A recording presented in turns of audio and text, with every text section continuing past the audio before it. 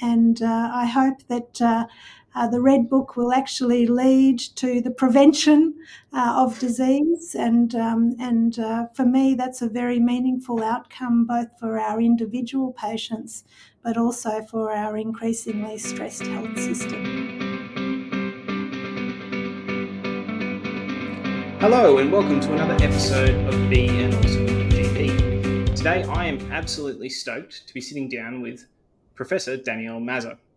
Professor Danielle Mazza is a distinguished leader in the field of general practice and women's health, serving as the head of the Department of General Practice at Monash University School of Public Health and Preventative Medicine. She has made significant contributions to advancing medical education and research.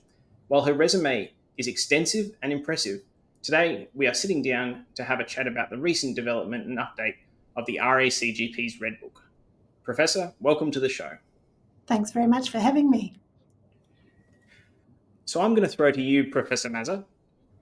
Why don't you give us an overview of the Red Book and what's happening? Yeah, so the Red Book is one of the key resources produced by the Royal Australian College of General Practitioners.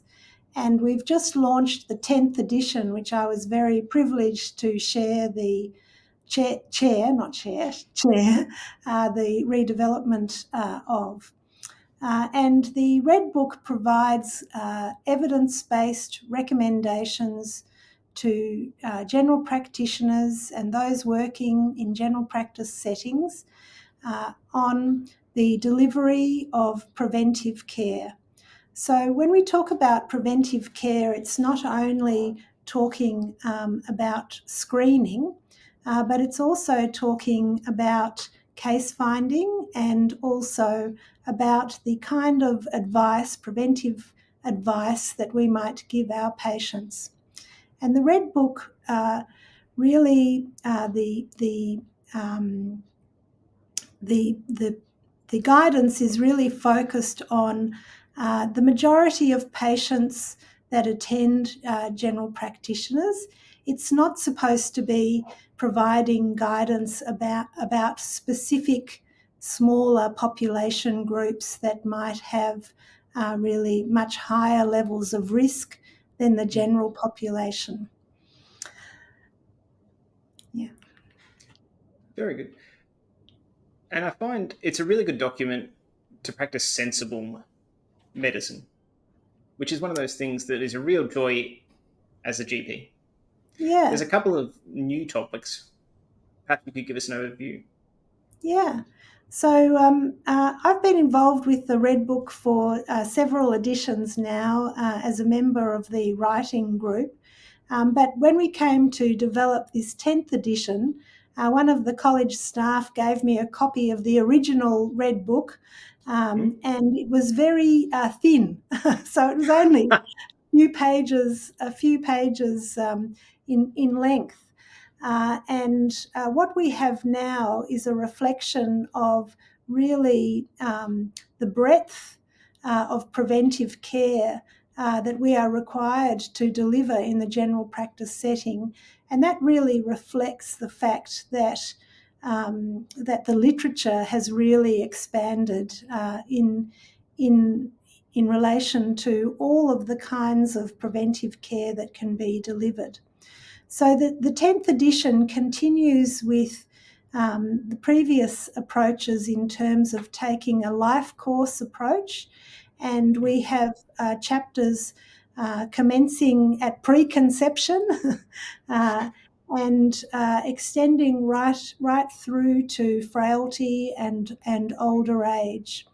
And in this edition, we've updated the nature of the chapters that have been included to reflect more content area across the range of cancers and body systems where cancer can develop.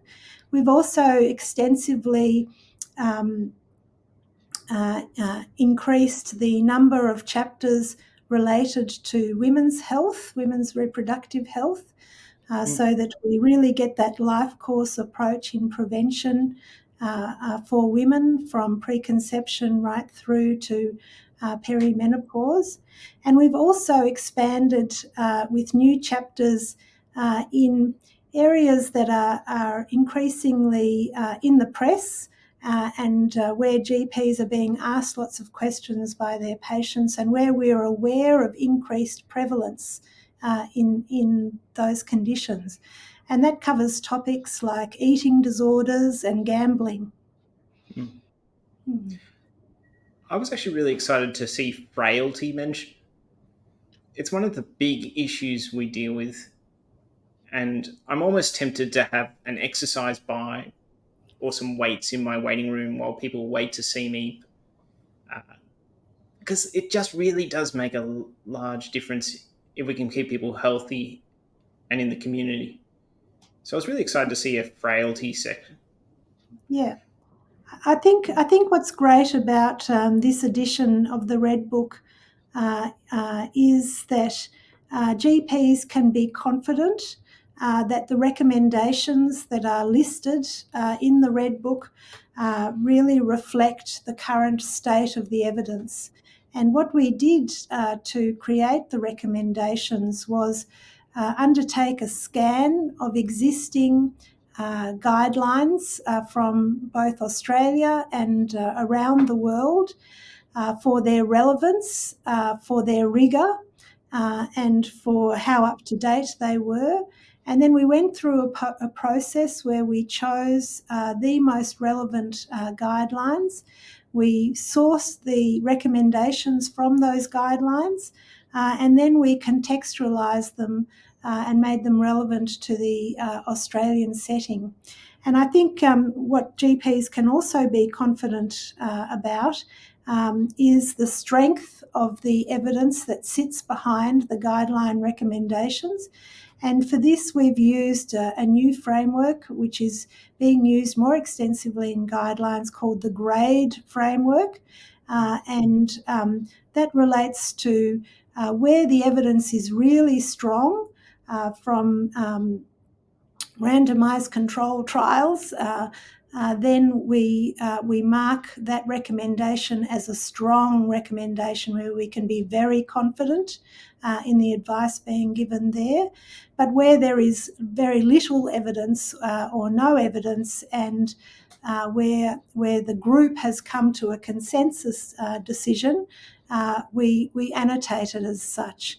So I think that really provides GPs with the opportunity to really understand the evidence base behind the recommendations that are being made, and gives the GPs the ability to push back on a lot of the stuff that patients see in social media and Yes.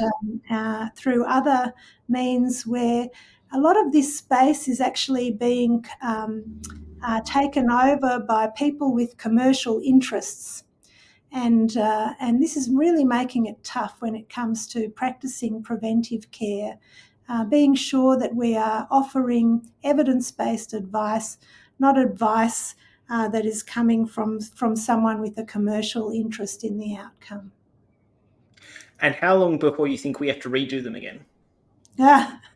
Well, this was quite a process, and I'm not sure that I'll be putting my hand up to chair it again next time. I think it was one of the most complex pieces of work that I've ever undertaken. I was very honoured to be working with some of the best GPs and GP minds in the space of prevention in the executive, and the chapter leads who were involved in the redevelopment of this book. We actually started this process before COVID, but then when COVID hit, we put it on the back burner and reconvened once, particularly in Melbourne, where we had such severe lockdowns. When we were a bit freer from COVID, we recommenced, and the whole process has taken about 2 years from that point. But equally, we have to keep abreast of this rapidly developing field, and particularly when it comes to prevention. And we are going to be increasingly affected by genomics and more personalised, the ability to personalise and really tailor interventions based on specific individual characteristics. And these are a set of guidelines that need consistent updating, and we've actually made some recommendations to government that there should be funding from government to the college to produce these guidelines, and preferably in a living guideline format, whereby there is a process to continually update the evidence rather than waiting for the whole thing to occur every kind of 3 to 5 to 8 years or whatever time it takes, because it is a massive undertaking. And I think that goes back to a point you mentioned earlier, which is that a social media cycle can go about 24 hours sometimes. Yeah. And that's the sort of misinformation we're dealing with in the clinic on an average day some days. Yeah.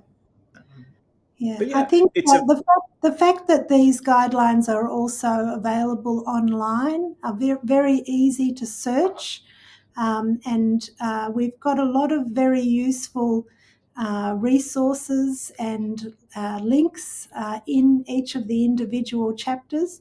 So, for instance, if we're recommending screening with a certain tool because the evidence says that tool is the best one, then we link through to that tool. And we've made sure to ensure that all of the resources that we recommend are readily accessible through a quick link online to them. We've also got links through to other information, often patient education information. And I think it's helpful when we're undertaking preventive consultations to have the guidelines up on the screen and actually show the patients what the recommendation is, and also where there are recommendations not to do things, we clearly point that out. And that's very important. I have patients who are so grateful when we have a rational discussion about not doing things when it's not appropriate. Yeah, and I think having the evidence to back it up and having it come from the College of GPs is really important when it comes to those conversations. Well, I will let you go, Professor. It has been an absolute pleasure talking to you. Is there anything else you'd like to leave us with? No, I just hope that GPs find the new Red Book useful to their daily practice. I encourage people to have a look through. The way we've presented it online is new and more accessible. We've still got the old life cycle chart where you can look at the age of your patient and see very quickly what's required or recommended for that patient. And I hope that the Red Book will actually lead to the prevention of disease. And for me, that's a very meaningful outcome, both for our individual patients, but also for our increasingly stressed health system. Thank you, Professor. Okay. Be an Awesome GP is targeted at general practitioners in the Australian context. It should not be taken as formal medical advice, and you should consult your own clinician for any medical matters. Opinions are those of the presenter or guests and do not necessarily represent any organisations.